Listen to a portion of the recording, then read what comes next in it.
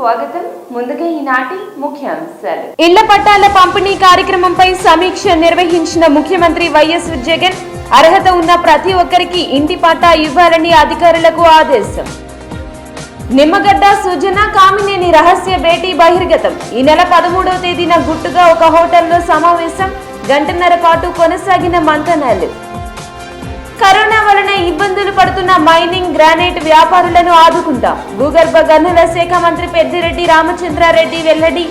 వ్యాపారుల సమస్యల పరిష్కారానికి రాష్ట్ర ప్రభుత్వం చిత్తశుద్ధితో పనిచేస్తుందని వ్యాఖ్య. ఇతర రాష్ట్రాల మైనింగ్ పాలసీలపై అధ్యయనం జరిపి కొత్త పాలసీలు తీసుకొస్తామని హామీ. నిమ్మగడ్డ సుజన కామినేని జరిపిన రహస్య మంతనాలపై ప్రభుత్వం వెంటనే విచారణ జరపాలి. MLA Ambati demand. టీడీపీ చేతుల్లో నిమ్మగడ్డ తోలు బొమ్మ అని విమర్శ. రాజకీయ పార్టీ నేతలతో మంతనాలు వెనుక రమేష్ కుమార్ ఉద్దేశం బయట పెట్టాలని వ్యాఖ్య. ఇక డీటెయిల్స్ లోకి వెళ్తే జూలై 8వ తేదీన ఇళ్ల పట్టాలు ఇవ్వాలని నిర్ణయించినట్లు సీఎం వైఎస్ జగన్మోహన్ రెడ్డి తెలిపారు. 29 నుండి 30 లక్షల ఇళ్ల పట్టాలు ఇవ్వబోతున్నట్లు పేర్కొన్నారు. అత్యంత ప్రాధాన్యతతో కూడిన కార్యక్రమమని పేర్కొన్నారు. మంగళవారం జిల్లాల కలెక్టర్లు, ఎస్పీలతో సచివాలయం నుండి సీఎం వీడియో కాన్ఫరెన్స్ నిర్వహించారు. ఈ సందర్భంగా సీఎం వైఎస్ జగన్మోహన్ రెడ్డి మాట్లాడుతూ భూసేకరణ, పొజిషన్, ప్లాట్ల అభివృద్ధి మీద నిశితంగా పర్యవేక్షించాలని అధికారులకు సూచించారు. పదే గుర్తుంచుకోవాలి. 100% ఇళ్ల పట్టాలు పంపిణీ కావాలి. 100% ఖచ్చితంగా ఇళ్ల పట్టాలు పంపిణీ కావాలనే విషయాన్ని పదే గుర్తుంచుకోవాలి. ప్లాట్ల కేటాయింపు కోసం లాటరీ ప్రక్రియ వెంటనే పూర్తి కావాలన్నారు. ఇళ్ల పట్టాల లబ్ధిదారుల తుది జాబితా గ్రామ సచివాలయాల్లో ప్రదర్శించాలన్నారు.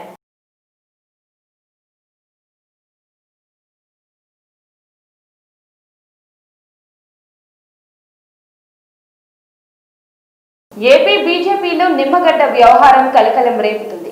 ఈ వ్యవహారం ఉదయం నుండి ప్రసార సామాజిక మాధ్యమాల్లో విస్తృత ప్రచారం జరగడం బీజేపీలో చర్చనీయాంశమైంది. బీజేపీ రాజ్యసభ సభ్యులు వై సత్యనారాయణ, మాజీ మంత్రి డాక్టర్ కామినేని శ్రీనివాస్తో ఈ నెల 13వ తేదీన హైదరాబాద్ లోని ఒక హోటల్లో రాష్ట్ర ఎన్నికల కమిషనర్ డాక్టర్ నిమ్మగడ్డ రమేష్ కుమార్ సమావేశమైనట్లు వీడియో ఫుటేజీలు బయటకు రావడం కలకలం రేపింది. ఈ వ్యవహారం ఉదయం నుంచి ప్రసార సామాజిక మాధ్యమాల్లో విస్తృత ప్రచారం జరగడంతో బీజేపీలో చర్చనీయాంశమైంది. చివరకు సాయంత్రం రాజ్యసభ సభ్యులు సుజనా చౌదరి తాను కార్యాలయంగా వినియోగిస్తున్న పార్క్ హయత్ హోటల్లో వీరిద్దరు వేరువేరుగా కలిసినట్లు ప్రకటించి చర్చకు ముగింపు పలికారు. రాష్ట్ర ఎన్నికల కమిషనర్ వ్యవహారంలో తొలి నుంచి కూడా బీజేపీ ప్రభుత్వ వైఖరిని తప్పుబడుతూనే ఉంది. ఎన్నికల వాయిదాపై అధికార పార్టీ నిమ్మగడ్డపై చేసిన ఆరోపణలు తొలగిస్తూ ఆర్డినెన్స్ తేవడం, ఉన్నత న్యాయస్థానం నిమ్మగడ్డకు అనుకూలంగా తీర్పు ఇవ్వడం సహా అన్నింటిపై బీజేపీ బలమైన వాదన వినిపిస్తుంది. కోవిడ్-19 కారణంగా తీవ్ర ఇబ్బందులు ఎదుర్కొంటున్న మైనింగ్ గ్రానైట్ వ్యాపారులను ఆదుకుంటున్నట్లు భూగర్భ గనుల శాఖ మంత్రి పెద్దిరెడ్డి రామచంద్రారెడ్డి స్పష్టం చేశారు. కృష్ణా జిల్లా ఇబ్రహీంపట్నంలోని మైన్స్ అండ్ జియాలజీ ప్రధాన కార్యాలయంలో మంగళవారం ఏపీ గ్రానైట్ అసోసియేషన్ సభ్యులతో మంత్రి సమావేశమయ్యారు. ఈ సందర్భంగా మంత్రి పెద్దిరెడ్డి మాట్లాడుతూ రోబో శాండ్ కు అనుమతులు ఇచ్చామన్నారు. కరోనా వలన అందరూ ఇబ్బందుల్లో ఉన్నారన్న ఆయన వ్యాపారస్తుల సలహాలు, సూచనలతో ముందుకెళ్తామన్నారు. ఇతర రాష్ట్రాల మైనింగ్ పాలసీల అధ్యయనంపై నివేదిక వచ్చిన తరువాత సీఎం జగన్తో చర్చించి ప్రభుత్వానికి నష్టం లేకుండా వ్యాపారులకు ఇబ్బంది లేని కొత్త పాలసీ తీసుకొస్తామని హామీ ఇచ్చారు. మైనింగ్ అధికారులు అందుబాటులో ఉంటారని, వ్యాపారుల సమస్యల పరిష్కారానికి రాష్ట్ర ప్రభుత్వం చిత్తశుద్ధితో పనిచేస్తుందని మంత్రి వెల్లడించారు.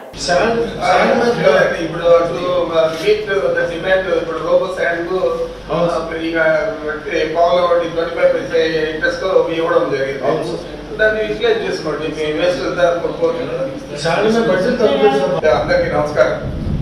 చాలా సంతోషం. ఒక సంవత్సరం అయిన తర్వాత అయినా మీ అసోసియేషన్ మెంబర్లతో, అధ్యక్షులు, ఉపాధ్యక్షులు అందరితో కూడా కలుసుకోవడం జరిగింది. మరి ఇవన్నీ కూడా చాలా క్షుణ్ణంగా అనేక కోణాలలో ఇప్పటికే మేము స్టడీ చేసినాము. మీ అందరికి సజెషన్స్ తీసుకోకుండా మరి దాంతోపాటు ఈరోజు ఏవైతే మీరు సజెషన్స్ ఇచ్చారో ఈ 60% రిటర్న్ కానీ, లేకపోతే ఇంటర్నేషనల్ మార్కెట్లో కాంపిటేటివ్గా ఉండేదానికి కానీ, తర్వాత మేము ఎంప్లాయ్మెంట్ జనరేషన్ చాలా ఎక్కువగా పనిచేస్తాము రిపోర్ట్ ఏరియాలో కూడా అని మీరు ఏదైతే చెప్పారో ఇవన్నీ కాకుండా ఇతర కూడా బిజినెస్లో మీకు ఇబ్బంది ఉండకూడదు, at the same time government కూడా డబ్బులు పోగొట్టుకోకూడదు. ఈ సంవత్సరం అయితే కరోనాతో ప్రత్యేక పరిస్థితులు ఏర్పడినాయి కాబట్టి ఈ తప్పదు గవర్నమెంట్కి ఏ విధంగా బడ్జెట్లో చాలా లోపల 30% వచ్చిందని నేను స్టేట్మెంట్ ఇచ్చారు. ఆ విధంగా మీకు కూడా ఆ విధమైన లాసే ఉంటుంది. ఏంటంటే కూడా మనం యాక్సెప్ట్ చేసినా చేయకపోయినా ఇది మొత్తం అన్ని ఇండస్ట్రీస్కు అన్ని వ్యాపారాలకు కూడా ఇది అంటే చాలా మనకు ఇబ్బంది పెట్టింది. మరి ఈరోజు మేము మీరు చెప్పారు ఇందాక ఆప్షన్ ఇది సక్సెస్ఫుల్ కావాలని చెప్పేసి, మరి మా నోటీసులు అయితే మన ఆఫీసర్లందరినీ కూడా పంపించి చాలా సుదీర్ఘంగా రాజస్థాన్ మోడ్లో చూసాము. రాజస్థాన్ బోర్డులో మనము ఆప్షన్ దీనికి వెళ్ళగలిగితే మీకు 60% అయితే మీకు కూడా తీసేయచ్చు. మరి ఆ విధంగా కాదంటే మరి ఇవన్నీ కూడా ఒకసారి క్షుణ్ణంగా ఒక రిపోర్ట్ తయారు చేయమంటాను. ఆ తర్వాత ఇంత విస్తృతంగా అవసరం లేదు. ఎవరైనా ఇంపార్టెంట్ లీడర్స్ వస్తే మీరు ఏదైనా మీ ఇబ్బందులు చెప్తే దాని మీద ఆల్టర్ చేసి గవర్నమెంట్కి యాక్సెప్టబుల్గా మీకు యాక్సెప్టబుల్గా ఉండేది చేస్తాను. అంతేగాని ఇండస్ట్రీ మీద ఏదో ప్రభుత్వం ఒక కక్షపూరిత ధోరణితో ఉంది అనేది మీ మనసులో నుంచి తీసేయండి. ఎందుకంటే politics does not mean that మా వ్యాపారం లేబుల్ కాదు, మాకు కూడా వ్యాపారస్తుల ఇబ్బందులన్నీ కూడా తెలిసాయి కాబట్టి నేను సింపథెటిక్ గానే ఇవన్నీ కూడా చూసాను. ఏపీ మాజీ ఎన్నికల ప్రధాన అధికారి నిమ్మగడ్డ రమేష్ కుమార్ తో బీజేపీ నేతలు కామినేని శ్రీనివాస్, సుజనా చౌదరి రహస్యంగా భేటీ కావడంపై వైఎస్ఆర్సీపీ అధికార ప్రతినిధి అంబటి మండిపడ్డారు. హైకోర్టు, సుప్రీంకోర్టుల్లో ప్రసిద్ధి చెందిన న్యాయవాదులను రమేష్ కుమార్ పెట్టుకున్నారు. ఒక ప్రభుత్వోద్యోగిగా ఉన్న ఆయన వారికి భారీ మొత్తాల్లో ఫీజులు ఎలా చెల్లిస్తున్నారు? ఇదంతా చంద్రబాబు నడిపిస్తున్న కుట్రగా బయటపడుతుంది అని ఆయన అనుమానం వ్యక్తం చేశారు. కుట్రపూరిత విధానాలకు పాల్పడుతున్న నిమ్మగడ్డ రమేష్ కుమార్ను తక్షణం అరెస్టు చేయాలని అంబటి డిమాండ్ చేశారు. గుంటూరు జిల్లా తాడేపల్లిలోని పార్టీ కేంద్ర కార్యాలయంలో మంగళవారం ఆయన మీడియాతో మాట్లాడారు. బీజేపీలో ఉన్న పచ్చ పుష్పాలే సుజనా చౌదరి, కామినేని శ్రీనివాసరావుతో నిమ్మగడ్డ రమేష్ కుమార్ రహస్యంగా భేటీ అవడం వెనుక ఈ ప్రభుత్వాన్ని దెబ్బతీయాలి, భ్రష్టు పట్టించాలనే కుట్ర దాగి ఉందని ఆరోపించారు. ప్రధాన ప్రతిపక్ష నాయకులుగా ఉన్నటువంటి చంద్రబాబు నాయుడు గారు తెలుగుదేశం పార్టీ అధ్యక్షుడు 14 సంవత్సరాల పాటు కొంతకాలం ఉమ్మడి రాష్ట్రానికి, 5 సంవత్సరాలు విడిపోయిన ఆంధ్రప్రదేశ్కి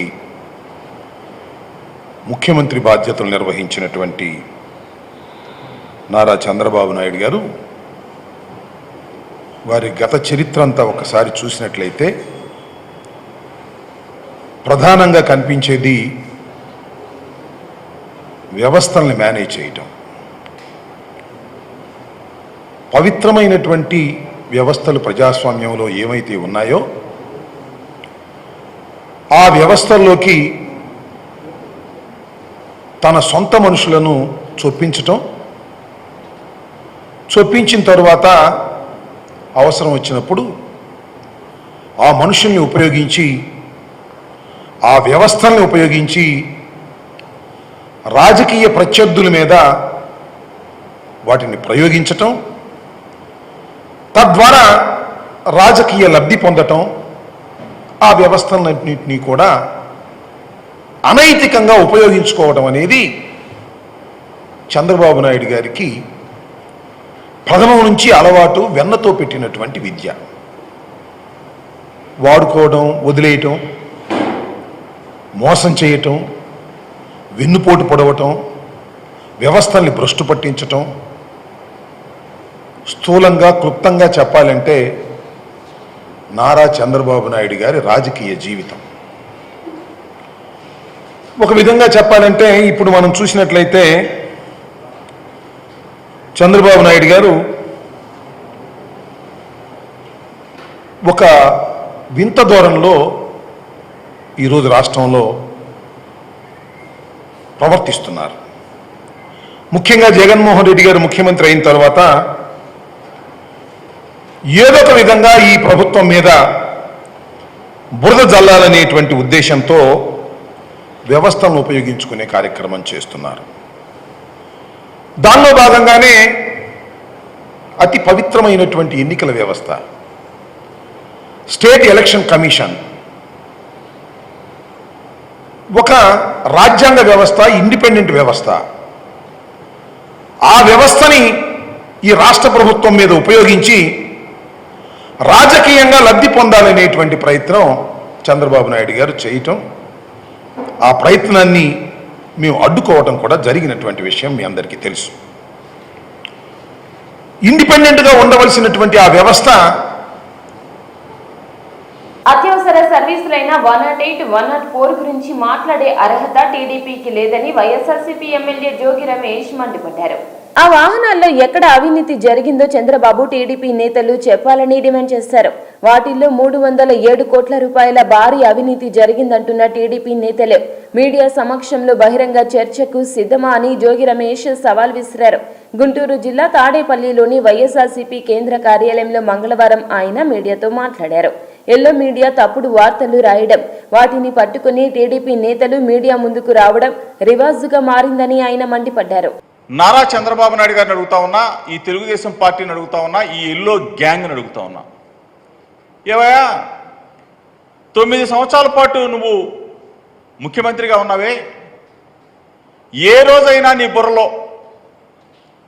108 వాహనం పెట్టాలి, 108 అనే వాహనం పెట్టాలి, పేదలకి ఆసరాగా ఉండాలి, ఏదైనా ఇబ్బంది జరిగితే, ఎక్కడైనా యాక్సిడెంట్ జరిగితే, ఎక్కడైనా ప్రమాదం సంభవిస్తే ఆ వాహనం ద్వారా ఆ పేదవాడి ప్రాణాన్ని నిలబెట్టాలన్న ఆలోచన నారా చంద్రబాబు నాయుడు గారు నీకు ఎప్పుడైనా నీ బుర్రకు తట్టిందా అని అడుగుతా ఉన్నా. సిగ్గుందయా నీకు? డాక్టర్ వైఎస్ రాజశేఖర రెడ్డి గారు ముఖ్యమంత్రిగా ఈ రాష్ట్రంలో పదవీ ప్రమాణ స్వీకారం చేసిన తరువాత 108 108 వాహనాలని ప్రవేశపెట్టి పేదవాడి ప్రాణానికి 108 ఒక సంజీవిని అని చెప్పేసి నిరూపించాడు. కొన్ని వందల, కొన్ని వేల, కొన్ని లక్షల ప్రాణాలని ఈ 108 104 వాహనాల ద్వారా వాళ్ళకి ప్రాణం పోశాడు డాక్టర్ వైఎస్ రాజశేఖర రెడ్డి గారు. నారా చంద్రబాబు నాయుడు గారు, నీకు అసలు బుర్ర ఉందాయా? నువ్వు గత 5 సంవత్సరాల కాలం పరిపాలన చేశావే, 108 వాహనం కానీ 104 వాహనం కానీ రోడ్ల మీద కనపడినాయి? అసలు బండి ఉంటే 108 ఉంటే దాంట్లో ఆయిల్ ఉండదు, డీజిల్ ఉండదు, డీజిల్ ఉంటే 108 ఉండదు. ఒకవేళ 108 వాహనం ఉండి ఆ బండిలో కన్నా డీజిల్ ఉంటే తోలటానికి డ్రైవర్ ఉండడు, పైలట్ ఉండడు. ఇంత సిగ్గుమాలిన పరిపాలన చేశావే, ఇంత నీచమైన పరిపాలన చేశావే. నీ 5 సంవత్సరాల కాలంలో కొన్ని వేల మంది ప్రాణాలు పోగొట్టుకున్నారు. ఎవరి వల్ల తెలుసా? ఈ నారా చంద్రబాబు నాయుడు ఆనాటి ముఖ్యమంత్రి గారి పరిపాలనలో అన్నార్తులైన పేదలు యాక్సిడెంట్లు అయ్యి గ్రామాల్లో కనీస వసతి లేకుండా హాస్పిటల్కి వెళ్ళే సౌకర్యం లేకపోతే కొన్ని వేల మంది నిండు ప్రాణాలు, వాళ్ళ జీవితాలు పోయినాయి. నీ వల్ల, నీ దరిద్రపు పరిపాలన వల్ల ఆ రోజున నువ్వు పొట్టన పెట్టుకుంటే ఈ రోజున నువ్వు సిగ్గు లేకుండా 108 గురించి, 104 గురించి, 108 గురించి, 104 గురించి నువ్వు మాట్లాడతావా? మీ తెలుగుదేశం పార్టీ మాట్లాడిద్దా? మీ ఎల్లో గ్యాంగ్ మాట్లాడిద్దా? మీ పచ్చ పత్రికలు రాస్తాయా? రాష్ట్రంలో యూజీ, పీజీ పరీక్షల నిర్వహణ సాధ్యాసాధ్యాలు సూచనలు ఇవ్వాలని విద్యాశాఖ మంత్రి డాక్టర్ ఆదిమూలపు సురేష్ కోరారు. మంగళగిరిలోని ఉన్నత విద్యా మండలి కార్యాలయం నుండి మంత్రి డాక్టర్ సురేష్ మంగళవారం అన్ని విశ్వవిద్యాలయాల ఉపకులపతుల అధికారులతో వీడియో కాన్ఫరెన్స్ నిర్వహించారు. కోవిడ్-19 కారణంగా ఇప్పటికే 10వ తరగతి ఇంటర్ సప్లిమెంటరీ పరీక్షలు రద్దు అయిన నేపథ్యంలో అకాడమిక్ క్యాలెండర్, యూజీ, పీజీ పరీక్షల నిర్వహణ తదితర అంశాలపై సమీక్షించారు. ఈ సందర్భంగా విశ్వవిద్యాలయాల ఉపకులపతుల అధికారుల సూచనలు, అభిప్రాయాలను పరిగణలోకి తీసుకున్నారు. వీసీలు అధికారులు వెల్లడించిన అన్ని విషయాలను పరిగణలోకి తీసుకుని వాటిని సీఎం వైఎస్ జగన్మోహన్ రెడ్డి దృష్టికి తీసుకెళ్తామని అనంతరం నిర్ణయం తీసుకోవడం జరుగుతుందని మంత్రి తెలిపారు. కరోనాతో ప్రపంచం అతలకుతలం అవుతుంది. ఈ విపత్తులో సైతం వైకాపా ప్రభుత్వం కుంభకోణాలు కక్ష సాధింపులకు పాల్పడుతుందని టీడీపీ అధినేత మాజీ సీఎం చంద్రబాబు మండిపడ్డారు. మంగళవారం ఆయన ఆన్లైన్లో టీడీపీ ముఖ్య నేతలు, ఎమ్మెల్యేలు, ఎంపీలు, ఎమ్మెల్సీలతో సమావేశమయ్యారు. ఈ సందర్భంగా చంద్రబాబు మాట్లాడుతూ ఇంటింటికి 3 మాస్కుల చొప్పున అందిస్తామని చెప్పిన ప్రభుత్వం దాన్ని ఆచరణలో పెట్టలేదని విమర్శించారు. అంతేకాకుండా మాస్కుల తయారీ, కరోనా కిట్లు, బ్లీచింగ్ పౌడర్ కొనుగోళ్లలో భారీ అవినీతికి పాల్పడ్డారని ధ్వజమెత్తారు. చివరికి ప్రజల ప్రాణాలను కాపాడే అంబులెన్సుల కొనుగోలులో సైతం మాయాజాలానికి అధికార పార్టీ పాల్పడ్డం దారుణమని, ఈ కొనుగోలులో 408 కోట్ల అవినీతి జరిగిందని చంద్రబాబు ఆరోపించారు. జగన్ ఏడాది పాలనలో ఏపీని కుంభకోణాలకు కేర్ ఆఫ్ అడ్రస్ గా మార్చారని, 108లో 307 కోట్ల రూపాయల అవినీతి జరిగిందని ఎమ్మెల్యే గద్దే మండిపడ్డారు. సమస్యల పరిష్కార పర్యటనలో భాగంగా మంగళవారం ఆయన పార్టీ శ్రేణులతో కలిసి 13వ డివిజన్ తోటవారి వీధి పార్టీ కార్యాలయం, మంజు అపార్ట్మెంట్ పరిసర ప్రాంతాల్లో పర్యటించి స్థానిక సమస్యలను అడిగి తెలుసుకున్నారు. గతంలో వేసిన పలు రహదారులు లోతట్టుగా అవడంతో పాటు యూజీడీ పారుదల కూడా లేకపోవడంతో ఇబ్బందులు పడుతున్నామని, నూతనంగా సీసీ రహదారులు అభివృద్ధి చేయాలని ఈ సందర్భంగా స్థానికులు కోరారు. అనంతరం ఆయన మీడియాతో మాట్లాడుతూ తెలుగుదేశంలో ఉన్న పారదర్శకత వైకాపా ప్రభుత్వంలో లేదని, రాష్ట్రంలో 108 విభాగంలో అవినీతి చోటు చేసుకున్న అంశంపై స్పందించారు.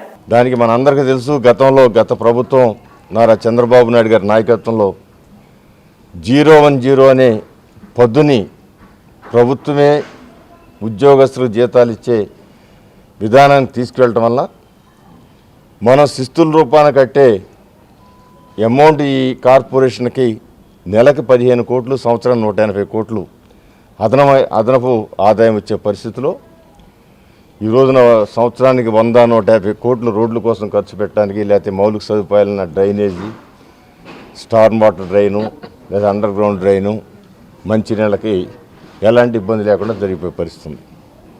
ఇక్కడ కొత్త సమస్య ఏంటంటే కాంట్రాక్టర్స్కి ఇన్ టైంలో బిల్లులు రావట్లేదనే అపోహ ఒకటైతే, సిమెంటు రోజు రోజుకి పెరిగిపోవటం వల్ల వీళ్ళు టెండర్ వేసినప్పుడు 180 రూపాయలు బస్తా ఉన్న సిమెంటు వీళ్ళు పనిచేసే నాటికి అది 380-400 అవటం వలన ఆ వ్యత్యాసం 200 రూపాయల వలన వీళ్ళకి భారీ నష్టం వస్తుందని చెప్పి సిమెంట్ రోడ్లు ఎవరు కాంట్రాక్ట్లు ఇట్లా.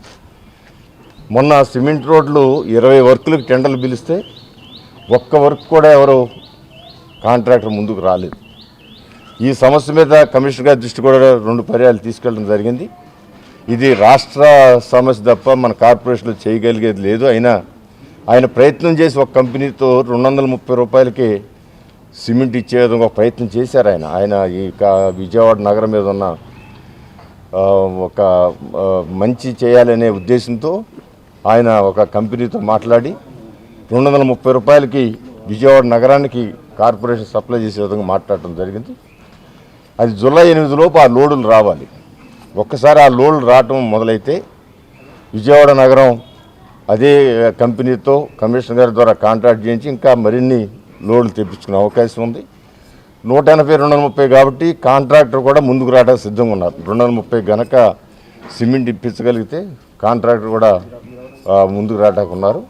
అందువల్ల ప్రతి ఒక్కటి కూడా ఎప్పటికప్పుడు వచ్చిన సమస్యని పరిష్కారం చేసి ప్రజలకి మేలు జరిగే విధంగా వాళ్ళ యొక్క కోరికలు ఏవైతే ఉన్నాయో, సిమెంట్ రోడ్డు కావాలనో, తార్ రోడ్డు కావాలనో, లేదా రహదారులు వర్షపు నీటితో రహదారులు మునిగిపోకుండా ఉండటానికి చేసే కార్యక్రమాల కోసం ప్రయత్నం చేయడం జరుగుతూ ఉంది. అందువల్ల ఇవాళ రాష్ట్రం అంతా కూడా అభివృద్ధి కార్యక్రమాలు నిధులు కొరతున్నా విజయవాడ నగరానికి మాత్రం ఈ యొక్క అభివృద్ధి కార్యక్రమాలకి కొరత లేని పరిస్థితి కూడా ఒకసారి మనం కొరత లేదు.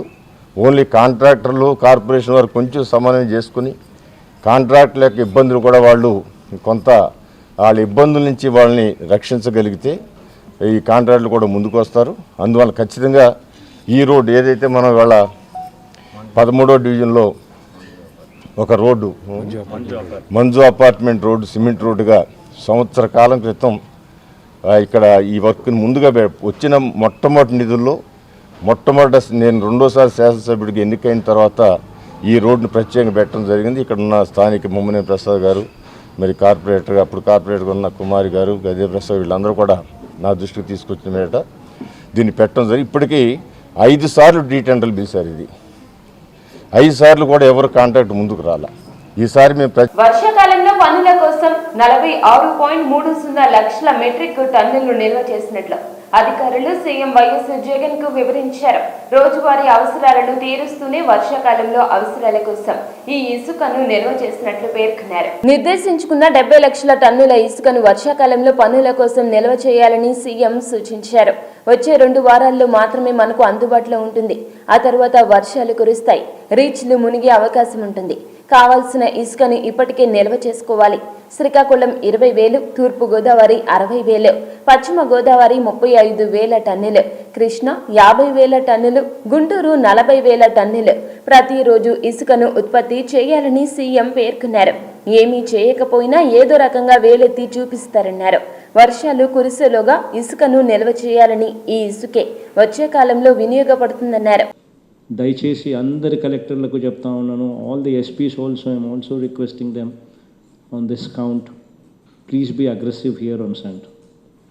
ఎట్టి పరిస్థితుల్లోనూ స్టాక్ యార్డ్స్లో మన రిక్వైర్డ్ శాండ్ అనేది ఖచ్చితంగా స్టాక్ ఉండేట్టుగా చూసుకునే కార్యక్రమం ఖచ్చితంగా చేయండి. ఎందుకంటే ఆ తర్వాత వర్షాలు పడితే ఆ తర్వాత రీచెస్ అన్నీ క్లోజ్ డౌన్ అయిపోతాయి. ఆ తర్వాత శాండ్ అనేది ఉండదు.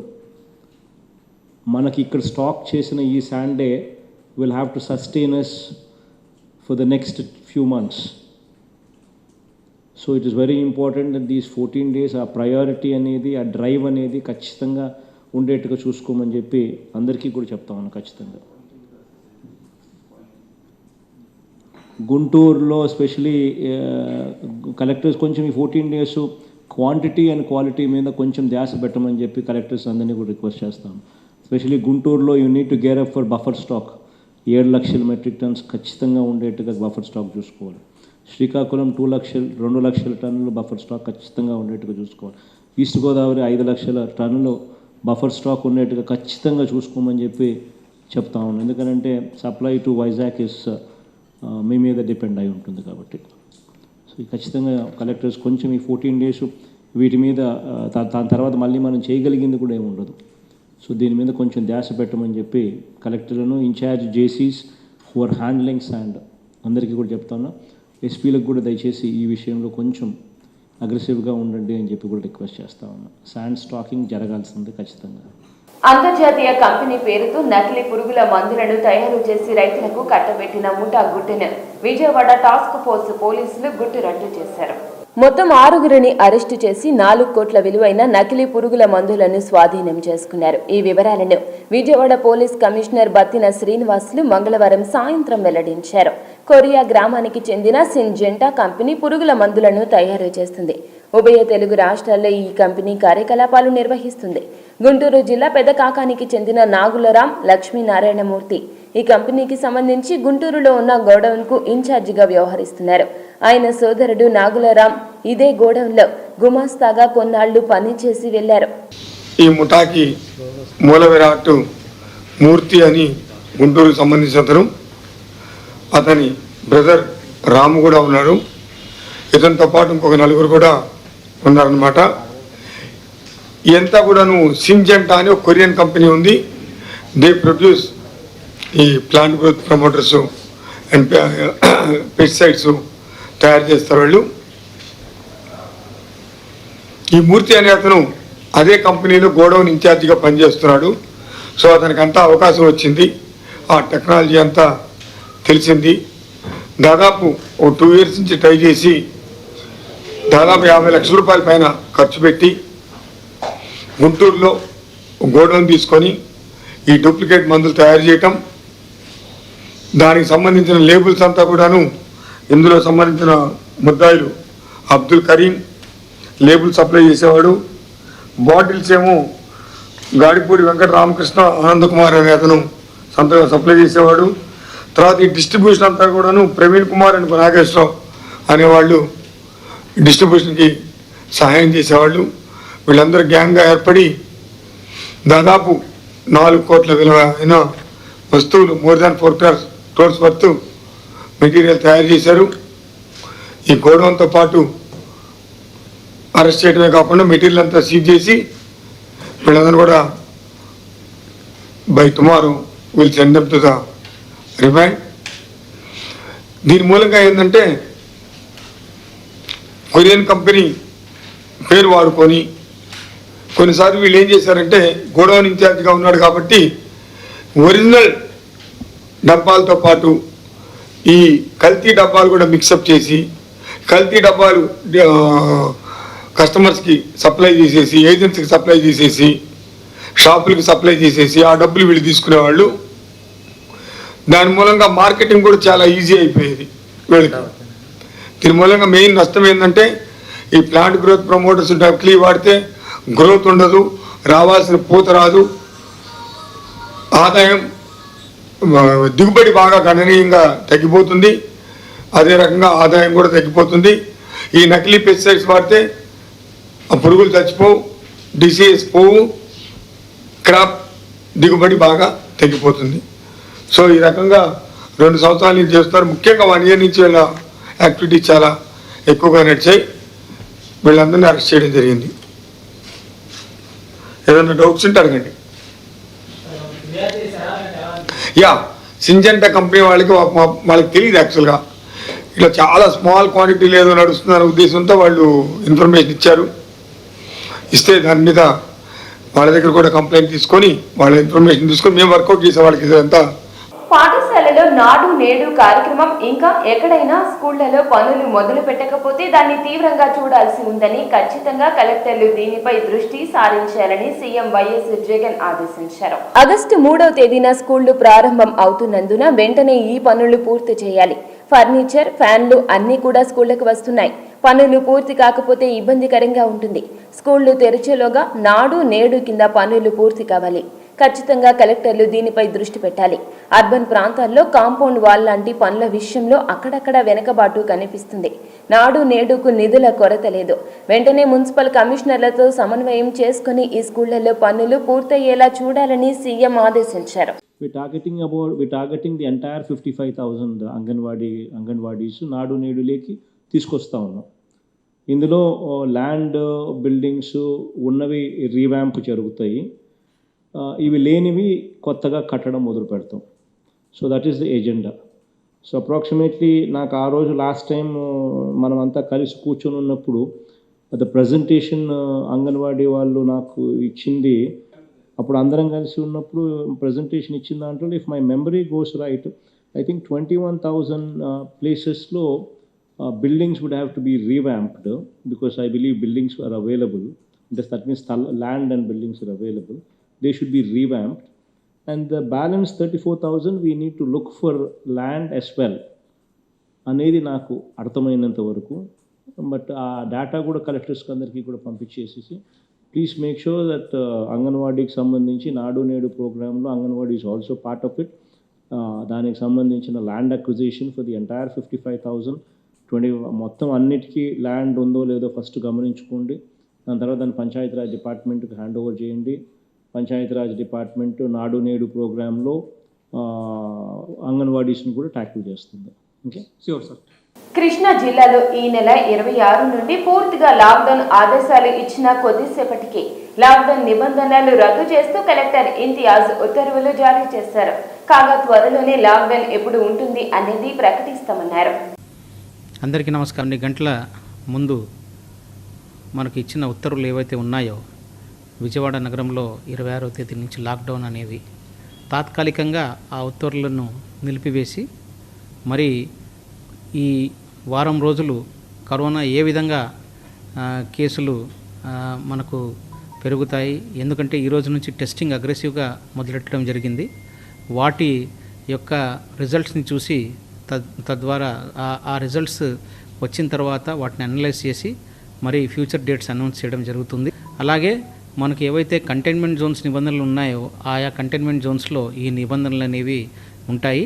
అలాగే మనకు ఈ ప్రస్తుతం ఈ ఉత్తర్వులను తాత్కాలికంగా మనకు ఉపసంహరించుకుంటూ మరి కంటైన్మెంట్ జోన్స్ నిబంధనలు లాగే కొనసాగుతాయని అందరికీ తెలియజేసుకుంటూ ప్రతి ఒక్కరు కూడా మనకు ఈ కరోనా వ్యాప్తి చెందుతున్న తరుణంలో అన్ని జాగ్రత్తలు తీసుకోవాల్సిందిగా అందరినీ కోరుకుంటూ, అలాగే ప్రతి ఒక్కరు మాస్క్ ధరించాల్సింది తప్పనిసరిగా, అలాగే సోషల్ డిస్టెన్సింగ్ నామ్స్ అనేవి పాటిస్తూ వారి యొక్క ఆరోగ్య స్థితిని కూడా ఎప్పటికప్పుడు మరి సమీక్షించుకుంటూ మనకు మసులుకోవాలని చెప్పేసి ప్రతి ఒక్కరిని కోరుతూ సెలవు తీసుకున్నాను. Thank you. భారతీయ జనసంఘ్ వ్యవస్థాపకులే డాక్టర్ శ్యామ్ ప్రసాద్ ముఖర్జీ బలిదాన్ దివస్ సందర్భంగా మంగళవారం ఉదయం 10:30 విజయవాడ బీజేపీ కార్యాలయంలో బీజేపీ నాయకులు డాక్టర్ శ్యామ్ ప్రసాద్ ముఖర్జీ చిత్రపటానికి పూలమాలలు వేసి నివాళులు అర్పించారు. ఈ సందర్భంగా బీజేపీ విజయవాడ పార్లమెంటు జిల్లా అధ్యక్షులు వామరాజు సత్యమూర్తి మాట్లాడుతూ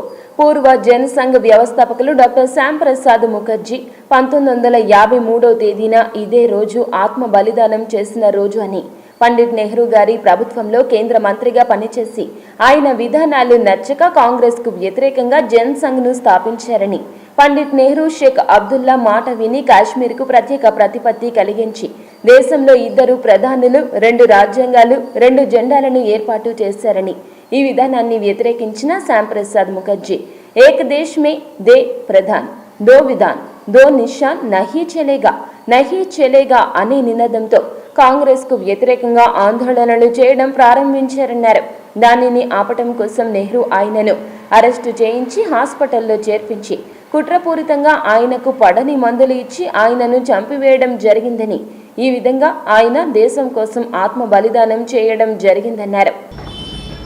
పండిట్ నెహ్రూ మంత్రివర్గంలో మంత్రిగా పనిచేసి రాజీనామా చేసినటువంటి డాక్టర్ శ్యామప్రసాద్ ముఖర్జీ గారు బలిదానం చేసినటువంటి రోజు ఈరోజు. సరిగ్గా 1953వ సంవత్సరం ఇదే రోజున కాశ్మీర్లో వారు స్వర్గస్థులయ్యారు. నెహ్రూ గారి యొక్క అనాలోచిత చర్యలకి వ్యతిరేకంగా జాతీయవాదగా దానికి మద్దతుగా ఒక పార్టీ ఉండాలి దేశంలో, కాంగ్రెస్ పార్టీ యొక్క సంతుష్టీకరణ, మైనారిటీ యొక్క సంతుష్టీకరణ విధానం అనేది దేశానికి చేటు తెస్తుంది, దేశ సమగ్రతకి ఇది గొడ్డలు పెట్టు అని చెప్పేసి నెహ్రూ గారితో విభేదించి బయటకు వచ్చి ఒక భారతీయ జనసంఘ అనేటువంటి పార్టీని స్థాపించడం జరిగింది. అదే తర్వాత భారతీయ జనతా పార్టీగా రూపాంతరం చెందింది. ఇటువంటి పార్టీకి వ్యవస్థాపకులైనటువంటి శ్యామప్రసాద్ ముఖర్జీ గారు దేశం కోసం బలిదానం చేసినటువంటి రోజు ఈరోజు. ఇవాళ మనం చూస్తున్నాం చైనా ఏ రకంగా అయితే మన భూభాగంలో దాడి చేయటం, అనేక మంది సైనికులు అమరులవటం మనం చూస్తున్నాం. ఇవన్నీ కూడా ఒక తప్పుడు విధానాల వల్ల దేశానికి పట్టినటువంటి దుర్గతి. వీటిని ముందే ఊహించినటువంటి వ్యక్తి డాక్టర్ శ్యామప్రసాద్ ముఖర్జీ గారు. ఈ సంవత్సరం మోడీ గారి నేతృత్వంలో మనం ఏదైతే ఆర్టికల్ 370 ఉందో దాన్ని రద్దు, 35A యొక్క రద్దు, దీనికోసం పోరాటం చేసి అసూలు బాసినటువంటి వ్యక్తి డాక్టర్ శ్యామప్రసాద్ ముఖర్జీ గారు.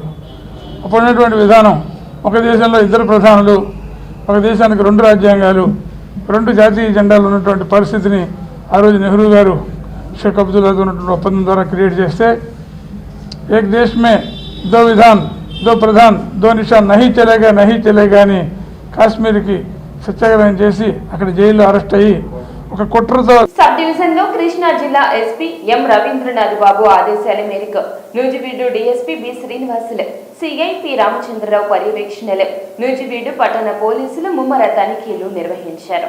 అదే సమయంలో ఎస్ఐలు వారి సిబ్బందితో తనిఖీలు నిర్వహిస్తున్న సమయంలో తెలంగాణ రాష్ట్రం నుండి అక్రమంగా బైక్ పై 193 మద్యం బాటిల్స్ తరలిస్తున్న 2 వ్యక్తులను అదుపులోకి తీసుకుని బైక్ ని సీజ్ చేసి వారిని అరెస్టు చేశారు ఎస్ఐ కేవీఎన్ సత్యనారాయణ. ఈ సందర్భంగా పట్టణ ఎస్ఐ బి శ్రీనివాసులు మాట్లాడుతూ ఎవరు కూడా అక్రమంగా మద్యం రవాణా చేసి జీవితాలు పాడు చేసుకోవద్దన్నారు. ఉన్నతాధికారుల ఆదేశాల మేరకు పట్టణంలో గస్తీ ముమ్మరం చేశామని ఎవరు కూడా చెడు మార్గాలు ఎంచుకోవద్దని ఆయన కోరారు.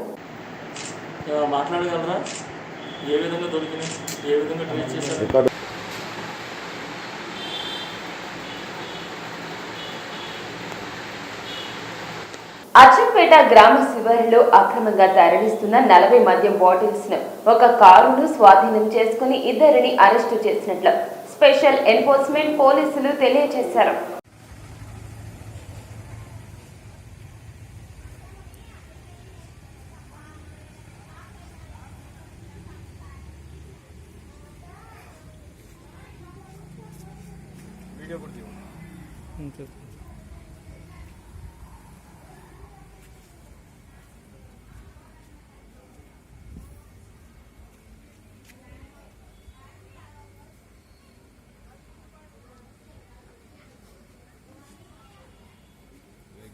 ఉపాధి హామీ పనులు ఉపాధి హామీ కింద భారీగా పనులు కల్పించాలని కలెక్టర్లు దీనిపై దృష్టి పెట్టాలని సీఎం వైఎస్ జగన్ వెల్లడించారు.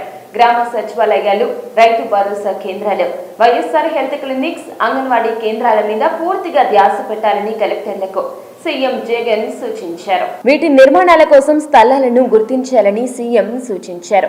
వాటికి సంబంధిత శాఖకు అప్పగించాలని, వెంటనే పనులు మొదలు పెట్టారన్నారు.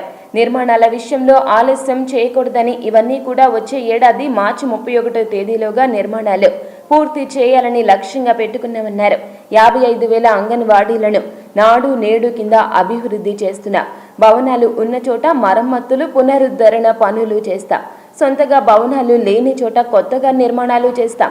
వీటి కోసం స్థలాలు సేకరించి వాటిని పంచాయతీ రాజుకు బదిలీ చేయాలని సీఎం జగన్ ఆదేశించారు. Approximately 562 ward clinics have been mapped, which speaks about a radius of within 2 kilometers ఉండేట్టుగా, within 15 minutes వాకింగ్ డిస్టెన్స్ ఉండేట్టుగా ఈ రెండు క్రైటీరియాను కన్సిడరేషన్లోకి తీసుకుని ward clinic mapping has been done to the extent of 562 లొకేషన్స్కి సంబంధించి. I think the collectors have all of them కలెక్టర్స్కి I think it is been dispatch to you. So please make sure that the municipal commissioners are properly instructed and municipal commissioners చేసే పనితీరును monitor చేయండి. ఈ 562 లొకేషన్స్కి సంబంధించిన ward clinics కూడా కట్టాలి. So దాన్ని కట్టాలి అని అంటే ఫస్ట్ సైట్స్ ఫైనలైజేషన్ కంప్లీట్గా అయిపోవాలి. సో సైట్స్ తీసి హ్యాండ్ ఓవర్ చేసేస్తే ఆ తర్వాత ఇక్కడ వార్డ్ క్లినిక్స్ కూడా కడతాం. ఈ వార్డ్ క్లినిక్స్ అనేది ఏపీ మాజీ ఎన్నికల ప్రధాన అధికారి నిమ్మగడ్డ రమేష్ కుమార్ తో బీజేపీ నాయకులు సుజన, కామినేని శ్రీనివాసులు రహస్యంగా భేటీ కావడంపై అనేక అనుమానాలు ఉన్నట్లు హోంమంత్రి మేకతోటి సుచరిత పేర్కొన్నారు.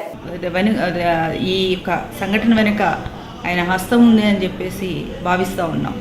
స్థానిక సంస్థల విషయంలో తీసుకున్నటువంటి నిర్ణయంలో కూడా ఆ రోజు ప్రతి ఒక్కరూ కనీసం రాష్ట్ర ప్రభుత్వంతో కూడా ఒక సంప్రదింపు చెప్పకుండా, ఒక చిన్న మాట కూడా చెప్పకుండా నాకు స్వయం ప్రతిపత్తి ఉంది, నా ఇష్టం వచ్చినటువంటి నిర్ణయాలు తీసుకోవచ్చని ఆ రోజు ఆయన నిర్ణయం తీసుకోవడమే కాకుండా మరి ఈరోజు ఈ విధంగా మరి ఏ విధంగా వ్యవహరిస్తారు, రాజకీయ నాయకుల్ని రహస్యంగా హోటల్లో సమావేశం అవ్వాల్సినటువంటి అగత్యం ఏముంది అని కూడా ఒకసారి ప్రశ్నిస్తూ ఉన్నాము. ఇవన్నీ కూడా ఈరోజు మన ప్రభుత్వం చేసేటువంటి ప్రతి ఒక్క మంచి పనికి కూడా అడుగడుగున అడ్డం పడుతూ చాలా ఘోరంగా వ్యవహరిస్తూ ఉన్నటువంటి ప్రతిపక్షం పాత్ర ఇందులో ఎంత ఉంది అనేది కూడా మనం ఆలోచించాల్సినటువంటి అవసరం ఉంది. మరి ఈరోజు బీజేపీలో ఉన్నప్పటికీ కూడా టీడీపీతో అంటగాకుతూ ఉన్నటువంటి ప్రతి ఒక్క నిర్ణయాన్ని కూడా బీజేపీ నిర్ణయాలు కాకుండా టీడీపీ వాణిని వినిపిస్తూ ఉన్నటువంటి ఎంపీ గారు మరి ఏం సమాధానం చెప్తారని కూడా అడుగుతూ ఉన్నాం. మరి ఈరోజు పార్టీ లైన్, బీజేపీ పార్టీ లైన్కు భిన్నంగా కూడా ఈ కలయిక జరిగింది. మరి అవన్నీ కూడా ఈరోజు అనేక ప్రశ్నలు రేకెత్తిస్తూ ఉన్నాయి. రాష్ట్రంలో ఏ విధమైనటువంటి కుట్రలకు తెరదీయబోతున్నారు అనేటువంటి విషయంలో కూడా ఆలోచన చేయాల్సిన పరిస్థితి కనిపిస్తూ ఉంది. ఏదైనా కానీ వార్తలు ముగించే ముందు ముఖ్య అంశాలు మరోసారి. ఇళ్ల పట్టాల పంపిణీ కార్యక్రమంపై సమీక్ష నిర్వహించిన ముఖ్యమంత్రి వైఎస్ జగన్, అర్హత ఉన్న ప్రతి ఒక్కరికి ఇంటి పట్టా ఇవ్వాలని అధికారులకు ఆదేశం. నిమ్మగడ్డ సుజన, కామినేని రహస్య భేటీ బహిర్గతం. ఈ నెల 13వ తేదీన గుట్టుగా ఒక హోటల్లో సమావేశం, గంటన్నర పాటు కొనసాగిన మంతనాలు. కరోనా వలన ఇబ్బందులు పడుతున్న మైనింగ్, గ్రానైట్ వ్యాపారులను ఆదుకుంటాం. భూగర్భ గనుల శాఖ మంత్రి పెద్దిరెడ్డి రామచంద్రారెడ్డి వెల్లడి. వ్యాపారుల సమస్యల పరిష్కారానికి రాష్ట్ర ప్రభుత్వం చిత్తశుద్ధితో పనిచేస్తుందని వ్యాఖ్య. ఇతర రాష్ట్రాల మైనింగ్ పాలసీలపై అధ్యయనం జరిపి కొత్త పాలసీలు తీసుకొస్తామని హామీ. నిమ్మగడ్డ సుజన కామినేని జరిపిన రహస్య మంతనాలపై ప్రభుత్వం వెంటనే విచారణ జరపాలి. MLA Ambati demand.